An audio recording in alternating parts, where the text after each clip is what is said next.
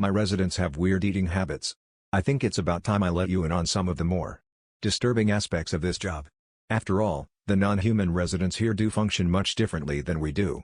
Other than dealing with residents that have no problem physically lashing out because how dare I call their pile of mush and carotid a pet instead of their child, there's other things they don't tell you when you start this job.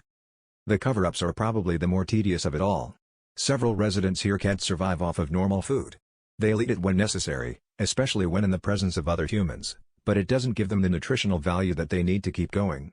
Some do eat things that are more harmless, like bugs and even inanimate objects like screws or wood, so that's not really a problem. The problem is when I have residents that need to eat bigger living things. We have a rule against eating other residents. I've had to enforce that a few times, but my issue is when I need to find a way to cover up the disappearances of people from around the city. It technically makes me an accessory, and I know this. I was bothered by it in the beginning, terrified actually, but after a while you learn how to cope with it. Let's just say that the city has a rather steady routine of missing persons reports that I have to work to cover evidence trails before they're even put out. How do I do that? I've told these specific residents that if they plan on making a meal out of a human, they need to verbally tell me when they bring the person back to the complex. No phone call, no text, no email, they need to tell me face to face since I can't risk having anything that can trace it back to me. The weird nature of the building helps with that, since cops can't really find this place, but it's still a worry I always have in the back of my mind.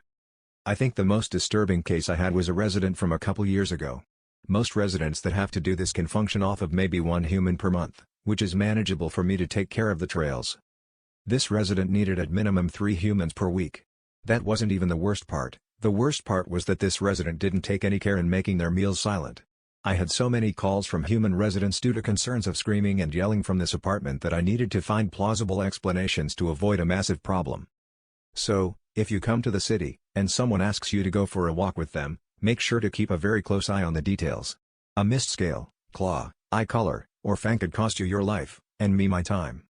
Part 1 https://www.reddit.com/r/nosleep/s/rt7nmx5rxf